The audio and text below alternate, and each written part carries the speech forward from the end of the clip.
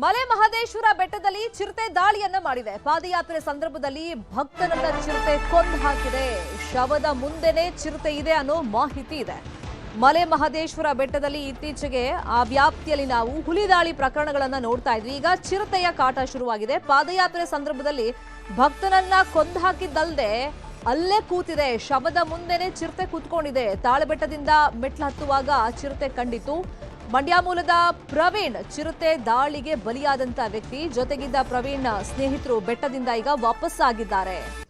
ಕಳೆದ ವಾರ ಬೆಟ್ಟದ ರಸ್ತೆಯಲ್ಲಿ ಚಿರತೆ ಹಾಗೂ ಮರಿಗಳು ಕೂಡ ಕಾಣಿಸಿಕೊಂಡಿದ್ದು, ಇದೀಗ ಒಂದು ಪ್ರಾಣವನ್ನೇ ಈ ಚಿರತೆ ತೆಗೆದಿದೆ. ಸಾಲದಕ್ಕೆ ಶವದ ಬಳಿಯಲ್ಲೇ ಅದು ಕೂಡ ಇರೋದ್ರಿಂದ ಆತಂಕ ಮನೆ ಮಾಡಿದೆ. ಮತ್ತೆ ಸಾಕಷ್ಟು ಜನ ಈ ಪವಿತ್ರ ಕ್ಷೇತ್ರಕ್ಕೆ ಪಾದಯಾತ್ರೆ ಮುಖಾಂತರ ತೆರಳುತ್ತಾರೆ. ರಾಜ್ಯದಲ್ಲಿ ಸಾಕಷ್ಟು ಫೇಮಸ್ ಮಲೆ ಮಹದೇಶ್ವರ ಬೆಟ್ಟ.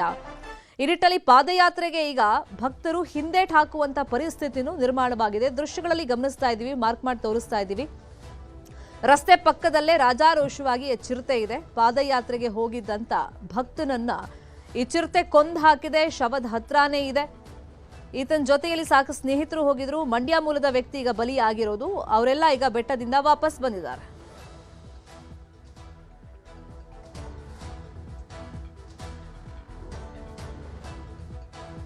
ಇದೇ ವಿಷಯವಾಗಿ ಇನ್ನಷ್ಟು ಡೀಟೇಲ್ ಆಗಿ ಇನ್ಫಾರ್ಮೇಶನ್ ಕೊಡ್ತಾ ಹೋಗೋದಕ್ಕೆ ಫೋನ್ ಸಂಪರ್ಕದಲ್ಲಿ ಕನೆಕ್ಟ್ ಆಗಿದ್ದಾರೆ ನಮ್ಮ ರಿಪೋರ್ಟರ್ ನಂದೇಶ್. ಮಂಡ್ಯ ಮೂಲದ ಪ್ರವೀಣ್ ಚಿರತೆ ದಾಳಿಗೆ ಬಲಿಯಾಗಿದ್ದಾರೆ. ಅಂದ್ರೆ ಪಾದಯಾತ್ರೆ ಎಷ್ಟೊತ್ತಿಗೆ ಹೊರಟಿದ್ರು, ಯಾವಾಗ ಈ ಚಿರತೆ ಬಂದು ದಾಳಿ ಮಾಡಿರೋದು, ಮತ್ತೆ ಇವಾಗ ಎಟ್ ಪ್ರೆಸೆಂಟ್ ಚಿರತೆ ಎಲ್ಲಿದೆ ಅನ್ನೋ ಮಾಹಿತಿ ಇದೆ?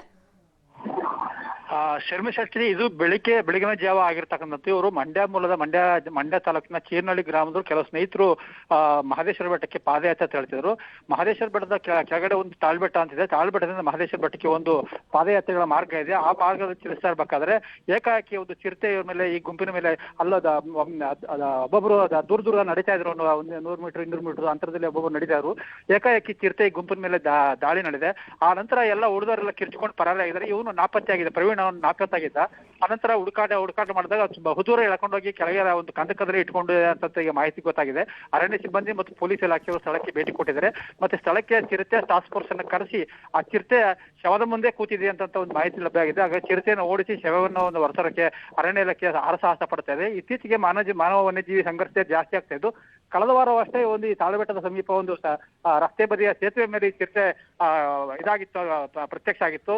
ಪಾದಯಾತ್ರಿಗಳಿಗೆ ಎಚ್ಚರಿಕೆಯನ್ನು ಕೊಟ್ಟಿದ್ರು. ಸಾಮಾಜಿಕ ಜಾಲತಾಣದ ಈ ಭಾಗ ಹೋಗ್ಬೇಕಾದ್ರೆ ಎಚ್ಚರಿಕೆಯಿಂದ ಹೋಗ್ಬೇಕು ಅಂತ. ಆದ್ರೂ ಸಹ ಇವರು ಬೆಳಗಿನ ಜಾವ ಕತ್ತಲೆಯಲ್ಲಿ ಹೊರಟಿದ್ದಾರೆ. ಕತ್ತಲೆಯಲ್ಲಿ ಈತನನ್ನ ಇಳಿದು ಎಳ್ಕೊಂಡು ಹೋಗಿದೆ ಅಂತ ಈಗ ಗೊತ್ತಾಗಿದೆ. ಶರ್ಮಿತಾ ಶೆಟ್ಟಿ, ನಂದೀಶ್, ಅಂದ್ರೆ ಪಾದಯಾತ್ರೆ ಸಂದರ್ಭದಲ್ಲಿ ಕಾಡು ಪ್ರಾಣಿಗಳು ದಾಳಿ ಮಾಡುವಂತ ಹಿನ್ನೆಲೆಯಲ್ಲೇನೆ ಕೆಲವೊಂದು ನಿರ್ದಿಷ್ಟ ಅವಧಿಗೆ ಮಾತ್ರ ಅದನ್ನು ಸೀಮಿತ ಮಾಡಿರ್ತಾರೆ ಅನ್ನೋ ಮಾತುಗಳು ಇತ್ತು. ಸೊ ಈಗ ಪಾದಯಾತ್ರೆ ನಡೀತಾ ಇತ್ತಲ್ಲ, ಈ ಸಂದರ್ಭದಲ್ಲಿ ಹಿಂಗಾಗಿರೋದ್ರಿಂದ ಈಗೇನಾದ್ರೂ ಅದಕ್ಕೆ ನಿರ್ಬಂಧ ವಿಧಿಸಿದ್ದಾರಾ, ಹೆಂಗೆ? ಇಲ್ಲಿ ಯಾವುದೇ ನಿರ್ಬಂಧ ಇರಲಿಲ್ಲ. ಈಗ ಮಹದೇಶ್ವರ ಬೆಟ್ಟದ ಪಾದಯಾತ್ರೆ ಹೋಗಿ ಯಾವುದೇ ರಾತ್ರಿ 10 ಗಂಟೆ ಮೇಲೆ ನಿರ್ಬಂಧ ಇತ್ತು. ಇವರು ಬೆಳಗಿನ ಜಾವ ಇನ್ನು ಕತ್ತಲೆ ಇರ್ಬೇಕಾದ್ರೆ, ಈಗ ಬೆಳಗಿನ ಜಾವ 6 ಗಂಟೆಗೆ ಕತ್ತಲೆ ಇರುತ್ತೆ, 6 ಗಂಟೆ ವೇಳೆಗೆ ಆ ಟೈಮಲ್ಲಿ ಹೋಗಿರೋಂಥದ್ದು. ಆ ವೇಳೆಗೆ ಈ ಒಂದು ಚಿರತೆ ದಾಳಿ ನಡೆದಿದೆ ಅಂತ ಗೊತ್ತಾಗಿದೆ. ಇನ್ನು ಮುಂದೆ ಏನಾದರೂ ಈ ಒಂದು ಇದಕ್ಕೆ ಪಾದಯಾತ್ರೆ ಮಾಡುವ ಅವಧಿಗೆ ಬ್ರೇಕ್ ಆಗ್ತಾರೆ ನೋಡೋಕೆ. ಯಾಕಂದ್ರೆ ಈಗ ಮಹದೇಶ್ವರ ಬೆಟ್ಟಕ್ಕೆ ಶಿವರಾತ್ರಿ ಸಂದರ್ಭದಲ್ಲಿ ಲಕ್ಷಾಂತರ ಮಂದಿ ಮಂಡ್ಯ, ಮೈಸೂರು ಮತ್ತು ರಾಮನಗರ, ಬೆಂಗಳೂರು ಈ ಕಡೆಯಿಂದ ಲಕ್ಷಾಂತರ ಮಂದಿ ಪಾದಯಾತ್ರೆ ಬರ್ತಾರೆ. ಹಾಗಾಗಿ ಬಹಳ ಮುಖ್ಯ ಎಚ್ಚರಿಕೆಯಿಂದ ಹೋಗ್ಬೇಕಾಗುತ್ತೆ. ಮತ್ತೆ ರಾತ್ರಿ ವೇಳೆ ಈ ಒಂದು ಪಾದಯಾತ್ರೆಗೆ ಕಡಿವಾಣ ಹಾಕ್ಬೇಕಾದಂತ ಒಂದು ಅನಿವಾರ್ಯತೆ ಎದುರಾಗಿದೆ. ಈಗ ಭಕ್ತರು ಯಾವ ತರ ಆತಂಕಗೊಂಡಿದ್ದಾರೆ ಚಿರತೆ ದಾಳಿಯಿಂದ? ಯಾಕಂದ್ರೆ ಪ್ರಾಣವನ್ನೇ ತೆಗೆದಿದೆ, ಬರೀ ಗಾಯಗೊಳಿಸಿ ಹೋಗಿರೋದಲ್ಲ. ಹಂಗಾಗಿ ಆತಂಕ ಹೆಂಗಿದೆ? ಮತ್ತೆ ಈ ಚಿರತೆಯನ್ನ ಸೆರೆ ಹಿಡಿಯುವಂತ ಕಾರ್ಯ ಎಲ್ಲಿ ತನಕ? ಸೆರೆ ಹಿಡಿಯೋದಕ್ಕೆ ಮೈಸೂರಿಂದ ಚಿರತೆ ಟಾಸ್ಕ್ ಫೋರ್ಸ್ ಅನ್ನ ಕರ್ಸಕ್ಕೆ ಪ್ರಯತ್ನ ಮಾಡ್ತಾ ಇದ್ದಾರೆ. ಅದನ್ನ ಕರೆಸಿ ಆ ಚಿರತೆ ಶವದ ಮುಂದೆ ಇದೆ ಅಂತ, ಒಂದು ಕಂಟಕದಲ್ಲಿ ಶವವನ್ನು ಇಟ್ಕೊಂಡು ಇದೆ ಅಂತ ಗೊತ್ತಾಗಿದೆ. ಬಹುದೂರದಲ್ಲಿ ಅದನ್ನ ದುರ್ಬೀನ್ ಹಾಕಿ ನೋಡಿರೋದ್ರಿಂದ ಅಲ್ಲಿ ಶವ ಇಟ್ಕೊಂಡಿದೆ ಅಂತ ಗೊತ್ತಾಗಿದೆ. ಹಾಗಾಗಿ ಅರಣ್ಯ ಅಧಿಕಾರಿಗಳು ಸ್ಥಳಕ್ಕೆ ಹೋಗಿಲ್ಲ. ಚಿರತೆ ಟಾಸ್ಕ್ ಫೋರ್ಸ್ ಅನ್ನು ಕರೆಸಿ ಚಿರತೆಯನ್ನ ಓಡಿಸಿ ನಂತರ ಶವವನ್ನು ಮೇಲ್ ತರಬೇಕಾದಂತ ಒಂದು ಕಾರ್ಯವನ್ನ ಮಾಡ್ಬೇಕಾಗುತ್ತೆ. ಪಾದಯಾತ್ರಿಗಳು ನಿಜಕ್ಕೂ ಗಾಬರಿಗೊಂಡಿದ್ದಾರೆ. ಈ ಭಾಗದಲ್ಲಿ ಸಾಮಾನ್ಯವಾಗಿ ನಿತ್ಯ, ಈಗ ಮೊದಲು ಶಿವರಾತ್ರಿ ಸಂದರ್ಭದಲ್ಲಿ ಹೋಗ್ತಾ ಇದ್ರು, ಈಗ ಪ್ರತಿನಿತ್ಯ ಹೋಗ್ತಾರೆ ಪಾದಯಾತ್ರೆ ಮಹದೇಶ್ವರ ಬೆಟ್ಟಕ್ಕೆ. ಹಾಗಾಗಿ ಪಾದಯಾತ್ರೆಗಳು ಬಹಳ ಜೋಪಾನ ಇರ್ಬೇಕತ್ತೆ. ಈಗ ಜೊತೆಲೆ ಹೋಗಿರ್ತಕ್ಕಂಥ ಸ್ನೇಹಿತರು ಆಘಾತಕ್ಕೊಳಗಿದ್ದಾರೆ. ಇವರೆಲ್ಲ ಓಡ್ ಬಂದಿದ್ದಾರೆ. ಚಿರತೆಯನ್ನು ನೋಡಿದ ತಕ್ಷಣ ಓಡ್ ಬಂದಿದ್ದಾರೆ. ಅದ ಪ್ರವೀಣ್ ಮಾತ್ರ ಅವನನ್ನು ಮಾತ್ರ ಅಟ್ಯಾಕ್ ಮಾಡಿ ಅದು ಎಳೆದೊಯ್ದಿದೆ ಅಂತ ಗೊತ್ತಾಗಿದೆ. ಶರ್ಮಿತಾ ಶೆಟ್ಟಿ, ಅಂದ್ರೆ ಇಷ್ಟ ದಿನ ನಾವು ಹುಲಿ ಕಾಟ ನೋಡ್ತಾ ಇದ್ವಿ ಆ ಸುತ್ತಮುತ್ತ, ಮಹದೇಶ್ವರ ಬೆಟ್ಟ ಸುತ್ತಮುತ್ತ ವ್ಯಾಪ್ತಿಯಲ್ಲಿ. ಈಗ ಚಿರತೆ ಕಾಟ ಶುರುವಾಗಿದೆ. ಫಸ್ಟ್ ಕಾಣಿಸ್ಕೊಳ್ತು, ಈಗ ಒಬ್ಬ ವ್ಯಕ್ತಿಯ ಪ್ರಾಣವನ್ನೇ ಬಲಿ ಪಡೆದಿದೆ. ಸೊ ಹಂಗಾಗಿ ಸ್ಥಳೀಯರಲ್ಲಿ ಆತಂಕ ಹೆಂಗ್ ಮನೆ ಮಾಡಿದೆ? ಕೇವಲ ಭಕ್ತಾದಿಗಳಲ್ಲಿ ಮಾತ್ರ ಅಲ್ಲ, ಸುತ್ತಮುತ್ತಲ ಗ್ರಾಮಸ್ಥರಲ್ಲಿ. ಹೌದು, ಸುತ್ತಮುತ್ತಲ ಮಹದೇಶ್ವರ ಬೆಟ್ಟದ ವ್ಯಾಪ್ತಿನಲ್ಲಿ ಹುಲಿಗಳ ಸಂಖ್ಯೆ ಇತ್ತೀಚೆಗೆ ಜಾಸ್ತಿ ಆಗಿದ್ದು ಹುಲಿಗಳನ್ನ ಕೊಂದು ಹಾಕಿರೋ ಪ್ರಕರಣಗಳು, ಯಾಕಂದ್ರೆ ಜಾನುವಾರುಗಳ ಮೇಲೆ ಹುಲಿಗಳು ದಾಳಿ ನಡೆಸ್ತಾ ಇದ್ರಿಂದ ಅವುಗಳನ್ನ ಕೊಂದು 6 ಹುಲಿಗಳನ್ನ ವಿಷವಿಕ್ಕಿ ಅದನ್ನ ಕೊಂದು ಹಾಕಿರೋ ಘಟನೆಗಳು ನಮ್ಮ ಕಣ್ಮುಂದೆ ಇವೆ. ಜೊತೆಗೆ ಚಿರತೆ ದಾಳಿಯಿಂದ ಹಲವಾರು ದನಕರುಗಳು ಸಾವನ್ನಪ್ಪಿರೋ ಘಟನೆನೂ ನಮ್ಮ ಕಣ್ಮುಂದೆ ಇದೆ. ಜೊತೆಗೆ ಆನೆ ದಾಳಿಯಿಂದ ಬೆಳೆ ಹಾನಿಯಾಗಿರುವ ಘಟನೆಗಳು ನಮ್ಮ ಮುಂದೆ ಇವೆ. ಹಾಗಾಗಿ ಮಾನವ ವನ್ಯಜೀವಿ ಸಂಘರ್ಷ ಇಲ್ಲಿ ಮಹದೇಶ್ವರ ಬೆಟ್ಟದ ಸುತ್ತಮುತ್ತ ಹೆಚ್ಚಾಗಿದೆ. ಹಾಗೆ ಸ್ಥಳೀಯರಲ್ಲಿ ಆತಂಕ ಹೆಚ್ಚಾಗಿದೆ. ಚಿರತೆಗಳ ಕಾಟ ಮತ್ತು ಹುಲಿಗಳ ಕಾಟ, ಆನೆಗಳ ಕಾಟ. ಯಾಕಂದ್ರೆ ಕೇಳಿ ಇದು ಅರಣ್ಯ ಪ್ರದೇಶ, ಇಲ್ಲಿ ಇದನ್ನ ಹುಲಿ ಸಂರಕ್ಷಿತ ಪ್ರದೇಶ ಮಾಡಬೇಕು ಅಂತ ಒಂದು ಪ್ರಸ್ತಾವನೆ ಆಗಿದೆ. ಈ ಒಂದು ಹುಲಿ ಸಂರಕ್ಷಿತ ಪ್ರದೇಶ ಆದ್ರೆ ಒಂದಷ್ಟು ನಿರ್ಬಂಧಗಳನ್ನ ಏರ್ತಾರೆ. ಹಾಗಾಗಿ ಇಲ್ಲಿ ಪಾದಯಾತ್ರಿಗಳು అలాగే ಭಕ್ತರ ಮೇಲಾಗ್ಲಿ ಈ ತರ ಅಟ್ಯಾಕ್ ಮಾಡುವಂತಹ ಒಂದು ಪ್ರಕರಣಗಳು ಕಡಿಮೆ ಆಗ್ತದೆ. ಯಾಕಂದ್ರೆ ಸಂಚಾರವನ್ನ ನಿರ್ಬಂಧ ಮಾಡ್ತಾರೆ ರಾತ್ರಿ ವೇಳೆ. ಈ ತರ ಒಂದಷ್ಟು ನಿರ್ಬಂಧಗಳು ಇರೋದ್ರಿಂದ ಸ್ಥಳೀಯರಿಗೆ ಸ್ವಲ್ಪ ಅನುಕೂಲ ಆಗುತ್ತೆ. ಆದ್ರೆ ಸ್ಥಳೀಯರು ಇದಕ್ಕೆ ವಿರೋಧ ವ್ಯಕ್ತಪಡಿಸಿದ್ದಾರೆ, ಹುಲಿ ಸಂರಕ್ಷಿತ ಪ್ರದೇಶ ಮಾಡೋದು ಬೇಡ ಅಂತ ಹೇಳಿ. ಹಾಗಾಗಿ ಎಲ್ಲ ಒಂದು ಈ ಒಂದು ಘಟನೆಗಳಿಗೆ ಕಾರಣ ಆಗ್ತದೆ. ಹುಲಿ ಮತ್ತು ಚಿರತೆ ಮತ್ತು ಆನೆಗಳ ಸಂಖ್ಯೆ ಜಾಸ್ತಿ ಆಗಿರೋದ್ರಿಂದ ಇಲ್ಲಿ ದಾಳಿ ಪ್ರಕರಣಗಳು ಹೆಚ್ಚಾಗ್ತವೆ. ಇದ್ರ ಬಗ್ಗೆ ಅರಣ್ಯ ಇಲಾಖೆ ಸೂಕ್ತ ಕ್ರಮ ಕೈಗೊಳ್ಳಬೇಕು ಅನ್ನೋದು ಒಂದು ಸ್ಥಳೀಯರಾಗಿದೆ. ಆದ್ರೆ ಇದು ಅರಣ್ಯ ಪ್ರದೇಶ ಮಾರ್ಗದಲ್ಲೇ ಹೋಗೋದ್ರಿಂದ ಇದನ್ನು ತಡೆಯೋದು ಕಷ್ಟ ಆಗಿದೆ. ಹಾಗಾಗಿ ಒಂದು ಸಂಚಾರದ ಮೇಲೆ ಒಂದು ಭದ್ರತೆಯಲ್ಲಿ ಏನು ಪಾದಯಾತ್ರೆಗಳು ಹೋಗ್ತಾರೆ ಅವರಿಗೆ ಒಂದು ಭದ್ರತೆ ನೀಡುವ ಮುಖಾಂತರ ಈ ತರ ಒಂದು ದಾಳಿಯನ್ನ ತಪ್ಪಿಸಬೇಕು ಅನ್ನೋದು ಸ್ಥಳೀಯರ ಆಗ್ರಹ ಆಗಿದೆ. ಈಗ ಬೆಟ್ಟದ ಪ್ರಾಧಿಕಾರ ಏನಾದ್ರೂ ಈ ಬಗ್ಗೆ ಪ್ರಕಟಣೆ ಹೊರಡಿಸೋದು ಅಥವಾ ಭಕ್ತರಿಗೆ ಸೂಚನೆ ಕೊಡೋದು, ಸೋಷಿಯಲ್ ಮೀಡಿಯಾ ಮುಖೇನ ವಿಷಯವನ್ನ ತಿಳಿಸೋ ಪ್ರಯತ್ನಗಳು ಅದ್ಯಾವ ತರ ನಡೀತಾ ಇದೆ ನಂದೀಶ್? ಇದು ಇನ್ನೂ ಆ ರೀತಿ ಯಾವುದೇ ಪ್ರಯತ್ನ ಪ್ರಾಧಿಕಾರದಿಂದ ಯಾವುದೇ ಇದು ಅರಣ್ಯ ಇಲಾಖೆ ಮಾಡಬೇಕಾದ ಕರ್ತವ್ಯ. ಯಾಕಂದ್ರೆ ಅರಣ್ಯ ಇಲಾಖೆಯ ಮಾರ್ಗ ಮಧ್ಯದಲ್ಲಿ ಇದಾಗಿರೋದು. ಪ್ರಾಧಿಕಾರದ ವ್ಯಾಪ್ತಿ ಏನು ಇದಿದೆ ಆ ವ್ಯಾಪ್ತಿಗೆ ಬರೋದಿಲ್ಲ. ಇದು ಪ್ರಾಧಿಕಾರದ ವ್ಯಾಪ್ತಿಗೆ ಬರೋದಿಲ್ಲ, ಇದು ಅರಣ್ಯ ಇಲಾಖೆ ವ್ಯಾಪ್ತಿಗೆ ಬರುತ್ತೆ. ಅರಣ್ಯ ಇಲಾಖೆ ಅಂದ್ರೆ ತಾಳ್ಬೆಟ್ಟ ಸಮೀಪ ಆಗಿರೋ ಘಟನೆ ಇದು. ಮಲೆ ಮಹದೇಶ್ವರ ವನ್ಯಧಾಮದ ವ್ಯಾಪ್ತಿಯಲ್ಲಿ ಮಹದೇಶ್ವರ ಬೆಟ್ಟದ ವನ್ಯಜೀವಿ ವಿಭಾಗ ಇದೆ. ಅದು ಒಂದು ಸ್ಥಳೀಯರಿಗೆ ಮತ್ತು ಪಾದಯಾತ್ರಿಗಳಿಗೆ ಮತ್ತೆ ಅಲ್ಲಿ ಓಡಾಡೋರಿಗೆ ಒಂದು ಎಚ್ಚರಿಕೆಯ ಗಂಟೆಯನ್ನ ಬಾರಿಸಬೇಕಾಗಿದೆ. ಯಾಕಂದ್ರೆ ಈ ತರ ಪದೇ ಆಗ್ತಾ ಇರೋದ್ರಿಂದ ವನ್ಯ ಪ್ರಾಣಿಗಳು ಮಾನವನ ಮೇಲೆ ದಾಳಿ ಮಾಡುವ ಅವಕಾಶ ಇರೋದ್ರಿಂದ ಯಾರು ಸಹ ಒಬ್ಬಟ್ಟಿಗರಾಗಿ ಹೋಗ್ಬಾರ್ದು ಅನ್ನೋದ್ರ ಬಗ್ಗೆ ಒಂದು ಮಾಹಿತಿಯನ್ನು ಕೊಡ್ಬೇಕಂತ ಮತ್ತೆ ಎಚ್ಚರಿಕೆಯನ್ನು ಕೊಡ್ಬೇಕಂತ ಹೋಗುವವರಿಗೆ ಅಲ್ಲಿ ಕಾಡಿನ ನಡುವೆ ಹೋಗುವಂತಹ ಪಾದಯಾತ್ರಿಗಳಿಗೆ ಮತ್ತು ಭಕ್ತರಿಗೆ ಒಂದು ಭದ್ರತೆಯನ್ನು ಒದಗಿಸುವಂತ ಕೆಲಸವನ್ನ ಅರಣ್ಯ ಇಲಾಖೆ ಮಾಡ್ಬೇಕಾಗಿದೆ.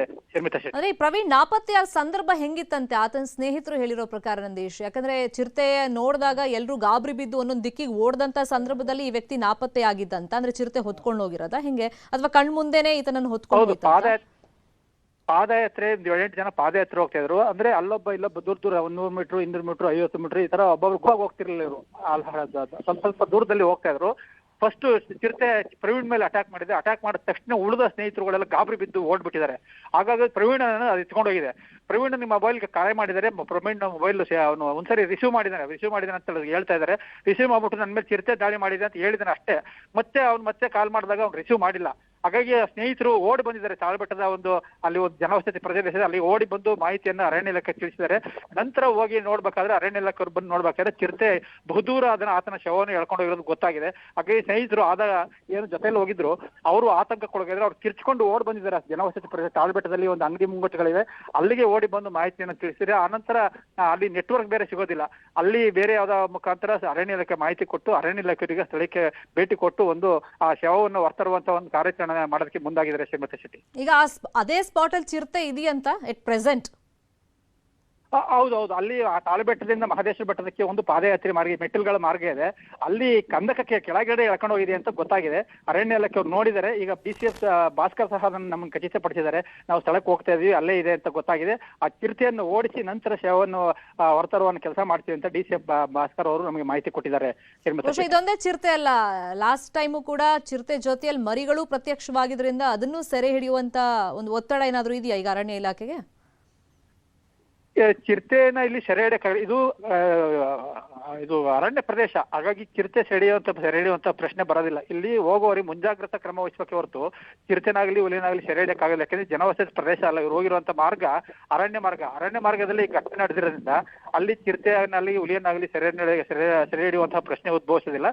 ಪಾದಯಾತ್ರಿಗಳು ಅಲ್ಲಿ ಹೋಗುವಂತ ಭಕ್ತರು ಎಚ್ಚರಿಕೆಯಿಂದ ಹೋಗ್ಬೇಕು ಮತ್ತು ಅವರಿಗೆ ಭದ್ರತೆಯನ್ನು ಕೊಡುವಂತಹ ಕೆಲಸವನ್ನ ಸರ್ಕಾರ ಮಾಡ್ಬೇಕಾಗುತ್ತೆ. ಯಾಕಂದ್ರೆ ಲಕ್ಷಾಂತರ ಭಕ್ತರು ಬರ್ತಾರೆ. ಈಗ ಶಿವರಾತ್ರಿ ಸಂದರ್ಭದಲ್ಲಿ ಸಹಸ್ರಾರು ಭಕ್ತರು ಪಾದಯಾತ್ರೆ ಮುಖಾಂತರ ಹೋಗ್ತಾರೆ. ಅವರಿಗೆ ಒಂದು ಸೂಕ್ತ ಭದ್ರತೆಯನ್ನು, ಸೂಕ್ತ ಅರಣ್ಯ ಇಲಾಖೆಯ ಸಿಬ್ಬಂದಿಯ ಒಂದು ಶಸ್ತ್ರಸಜ್ಜಿತ ಸಿಬ್ಬಂದಿಯ ಒಂದು ಇದರೊಂದಿಗೆ ಬೆಂಗಾವಲಿನೊಂದಿಗೆ ಹೋಗಬೇಕಾದಂತಹ ಒಂದು ಪರಿಸ್ಥಿತಿ ನಿರ್ಮಾಣ ಆಗಿದೆ. ಹಾಗಾಗಿ ಅವರು ಸೂಕ್ತವಾದ ಒಂದು ಭದ್ರತೆ ಕೊಡುವ ಮುಖಾಂತರ ಸರ್ಕಾರ ಅವರಿಗೆ ರಕ್ಷಣೆ ಕೊಡಬೇಕಾಗಿದೆ. ಶರ್ಮಿತಾ ಶೆಟ್ಟಿ, ಚಾಲೆಂಜಸ್ ತುಂಬಾ ಇದೆ ಅರಣ್ಯ ಪ್ರದೇಶ ಆಗಿರೋದ್ರಿಂದ. ಫಾಲೋ ಅಪ್ ಮಾಡೋಣ ಸುದ್ದಿಯನ್ನ. ಥ್ಯಾಂಕ್ ಯು ನಂದೀಶ್, ಈ ಕ್ಷಣದ ಮಾಹಿತಿ ಕೊಟ್ಟಿದ್ದಕ್ಕೆ.